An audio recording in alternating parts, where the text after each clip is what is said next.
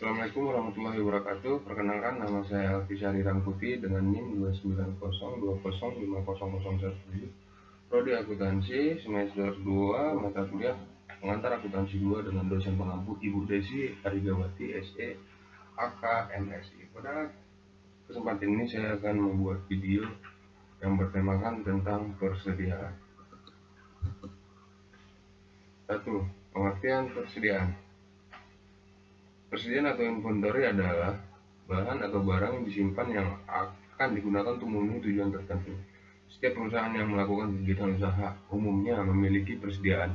Keberadaannya tidak sengaja saja dianggap sebagai beban atau liability karena dia merupakan pemborosan atau waste. Tetapi sekaligus juga dapat dianggap sebagai kekayaan atau aset yang dapat segera dicairkan dalam bentuk uang tunai atau cash. 2. Fungsi dan tujuan persediaan. 1. Fungsi persediaan dan hal-hal lain yang perlu diketahui juga di dalam persediaan, yakni fungsi persediaan ini sendiri menurut Ampu Bolan 204.2.190 yang mengatakan bahwa mengefektifkan sistem persediaan bahan efisiensi operasional perusahaan dapat ditingkatkan melalui fungsi persediaan dengan mengaktifkan 1. Fungsi decoupling merupakan fungsi perusahaan untuk mengadakan persediaan decouple dengan mengadakan pengelompokan operasional secara terpisah. 2. Fungsi ekonomi size. Penyimpanan persediaan menyumbang besar dalam pertimbangan adanya diskon atau pembelian bahan. Diskon ke kualitas untuk dipergunakan dalam proses konversi serta didukung kapasitas gudang yang memadai. Oke, fungsi antisipasi merupakan penyimpanan persediaan bahan yang fungsinya untuk penyelamatan jika sampai terjadi keterlambatan datangnya pesanan bahan dari pemasok. Tujuan utama adalah untuk menjaga proses konversi agar tetap berjalan lancar. Tujuan persediaan. Di dalam persediaan terdapat beberapa hal yang perlu diketahui, termasuk tujuan dari persediaan itu sendiri. Menurut pendapat Anggraini 2007.213 yang mengutarakan bahwa tujuan kebijakan persediaan adalah untuk merencanakan tingkat optimal investasi persediaan dan mempertahankan tingkat optimal tersebut melalui persediaan. Menurut Ampu Bolan 2004.189 mengatakan bahwa peran manajemen sangat penting untuk dapat menciptakan efisiensi biaya produksi yang menyangkut A. Penentuan jumlah produksi, B. Penentuan harga persediaan, C. Sistem pencatatan persediaan dan kebijakan tentang kualitas persediaan. 3. Jenis-jenis persediaan. Dilihat dari segi fisik, jenis persediaan dibagi menjadi 1. Persediaan bahan mentah, yaitu persediaan bahan yang masih belum menjadi elemen-elemen biaya, misalnya persediaan kayu dari pabrik furniture. 2. Persediaan bahan pembantu atau penolong, yaitu persediaan bahan selain komponen barang jadi yang sangat dibutuhkan di dalam proses produksi. 3. Persediaan komponen-komponen rakitan, yaitu persediaan yang biasanya ditemukan di industri elektronik dan otomotif. Terlebih setiap pabrik elektronik atau otomotif biasanya memiliki pabrik rakitannya sendiri. Di sebuah pabrik laptop, komponennya seperti hard disk yang dapat dirakit bersama dengan komponen lainnya agar menjadi sebuah laptop. 4. Persediaan dalam proses, yaitu biaya biasa disebut juga dengan persediaan setengah jadi. Persediaan ini adalah bahan keluaran dari tiap-tiap proses, tapi masih belum sempurna sehingga perlu dilakukan proses pengolahan kembali. 5. Persediaan barang jadi, yaitu barang yang tidak memerlukan pengolahan lagi. Barang ini siap untuk dipasarkan dan dijual ke masyarakat, di mana semua unsur biaya produksi telah melekat pada barang tersebut. 4. Biaya-biaya yang harus dimasukkan di dalam persediaan. Salah satu masalah paling penting dalam menangani persediaan berhubungan dengan berapa jumlah persediaan yang harus dicatat dalam akun pembelian atau akuisisi persediaan. Seperti aktiva lain, umumnya diperhitungkan atas dasar biaya titik 2 A. Biaya produksi atau product cost. Ada biaya yang melekat pada persediaan dan dicatat dalam akun persediaan. Biaya-biaya ini berhubungan langsung dengan transfer barang, lokasi bisnis membeli dan perubahan barang tersebut, kondisi yang siap dijual. B. Biaya periode. Beban penjualan atau selling expense, dan dalam kondisi yang biasa, beban umum serta administrasi tidak dianggap berhubungan langsung dengan akuisisi atau produksi barang, dan karenanya tidak dianggap sebagai bagian dari persediaan. C. Biaya manufaktur. Seperti telah dibahas sebelumnya, sebuah bisnis yang membuat barang menggunakan persediaan bahan baku, barang dalam proses, barang jadi, barang dalam proses, dan barang jadi meliputi bahan, tenaga kerja langsung, dan biaya overhead manufaktur.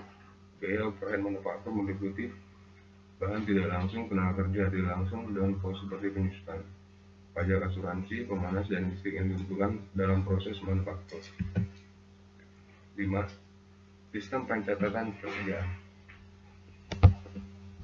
Untuk dapat menetapkan nilai persediaan pada akhir periode dan menetapkan biaya persediaan satu periode, sistem persediaan yang digunakan adalah sistem periodik atau fisikal, yaitu pada setiap akhir periode dilakukan perhitungan secara fisik untuk menentukan jumlah persediaan akhir.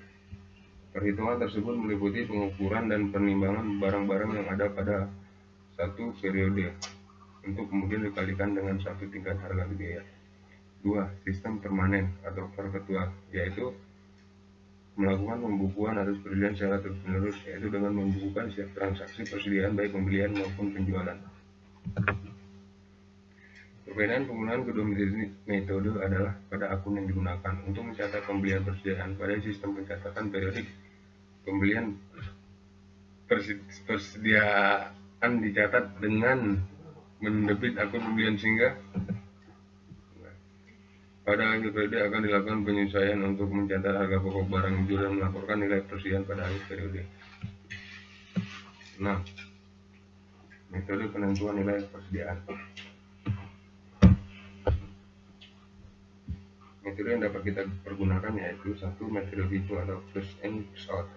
Dalam metode ini, barang yang pertama kali masuk dianggap dijual terlebih dahulu. Jadi harga barang yang masih tersisa di persediaan kita adalah barang-barang yang dibeli oleh kita. 2. Metode LIFO, last in first out. Metode ini merupakan kebalikan dari metode yang pertama disebutkan di atas. Jadi barang yang pertama kali dijual justru adalah barang terakhir kali dibeli, dan barang yang masih ada di persediaan kita adalah barang-barang yang pertama kali kita beli. 3. Metode rata-rata atau correct method. Nilai persediaan barang yang ada di unit usaha kita dihitung berdasarkan harga rata-rata pembelian. Dalam metode ini terdapat dua cara perhitungan yang berbeda. Yang A, rata-rata sederhana. Nilai rata-rata ditentukan dari nilai rata-rata harga beli barang secara global. B, rata-rata tertimbang atau nilai rata-rata per unit. 4. Metode identifikasi khusus. Dalam metode ini penilaian barang sesuai dengan nilai masing-masing jenis barang yang ada. Jadi dalam metode ini setiap barang haruslah jelas dari mana asal usulnya serta harga yang diperoleh ketika pembelian barang tersebut. 7. Contoh soal sistem persediaan FIFO dan LIFO. PT Alfi melakukan perlakuan pembelian dan penjualan persediaan pada tahun 2020 adalah sebagai berikut. Tanggal 17 keterangannya Januari, kuantitas persediaan unit 300, harga satuannya 5.000, total 1.500.000.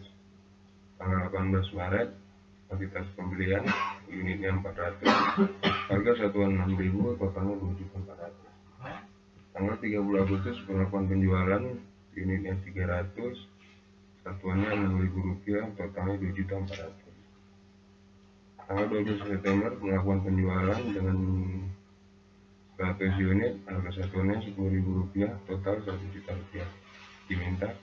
Itulah nilai persediaan akhir dengan sistem perpetual metode LIFO dan FIFO. Jawab metode LIFO.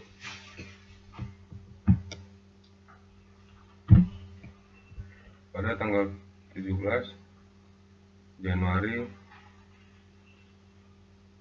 terdapat persediaan 300 unit dengan harga per unit Rp5.000, jadi totalnya 1.500. Pada tanggal 18 Maret melakukan pembelian 400 unit, harganya Rp6.000, totalnya Rp2.400.000. Jadi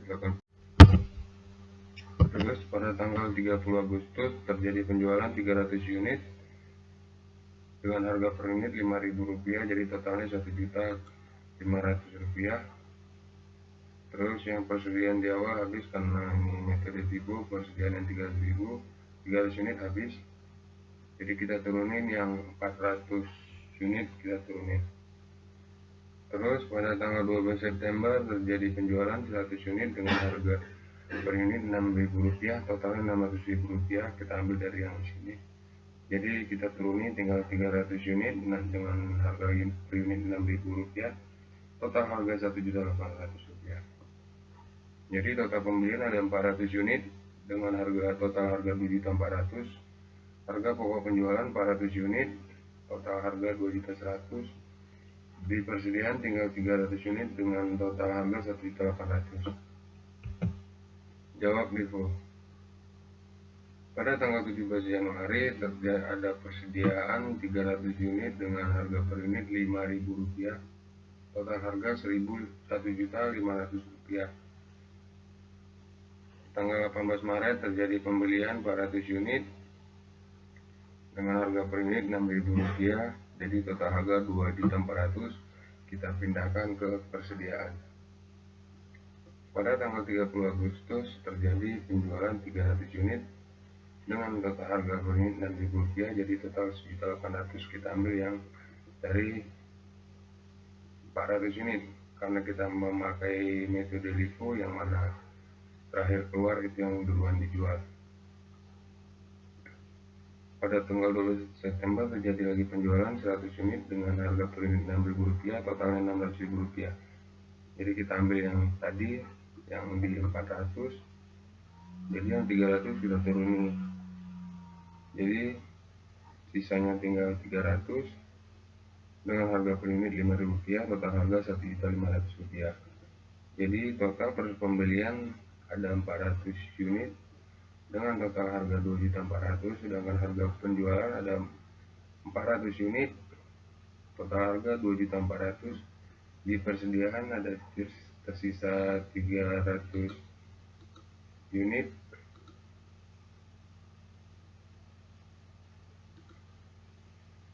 dengan total harga Rp1.500.000.